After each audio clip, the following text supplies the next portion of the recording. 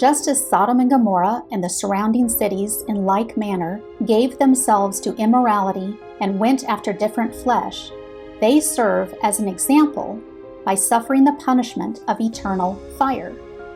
Sodom and Gomorrah and the surrounding cities were punished with eternal fire. Let's look in on that area. That is an actual place on the map.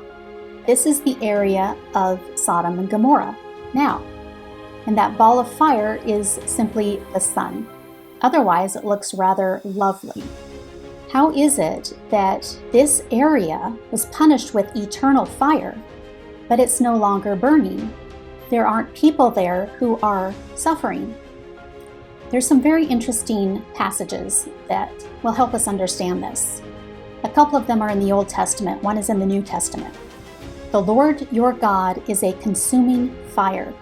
The Lord your God is he who goes over before you as a consuming fire. He shall destroy them. Our God is a consuming fire. God, in one sense, is fire.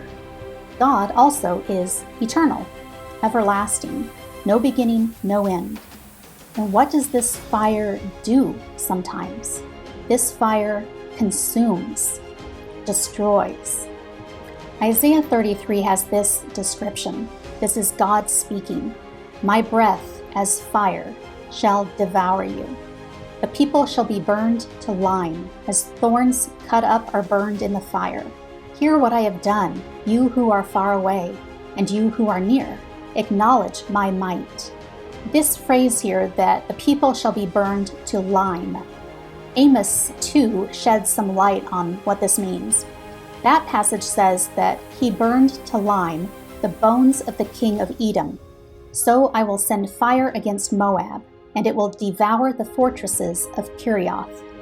This isn't people being simmered endlessly in flames. This is people being reduced to ashes, devoured, consumed, destroyed. The people in Sodom and Gomorrah are not still in flames. They are no more. They were destroyed, consumed, devoured, reduced to ashes. And that fire is no longer burning in that location. Let's read on in Isaiah 33. The sinners in Zion are afraid. Fearfulness has seized the hypocrites. Who among us can live with the continual fire? Who among us can live with everlasting burning? There are people asking, who can survive this fire? The implication being that this fire kills. The question is asked and then it's answered. Who among us can live?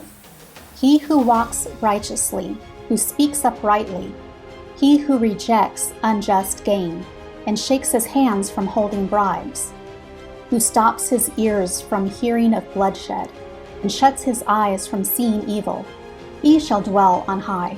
His place of defense shall be the impregnable rock.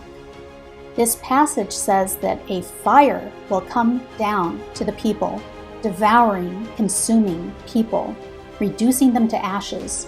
But some people survive this fire. Those who are repentant, those who make the life choice, those who trust God. They have a defense against this eternal consuming fire. They live while the others die. Lamentations 3 says, "It is of the Lord's mercies that we are not consumed." They survive. They live.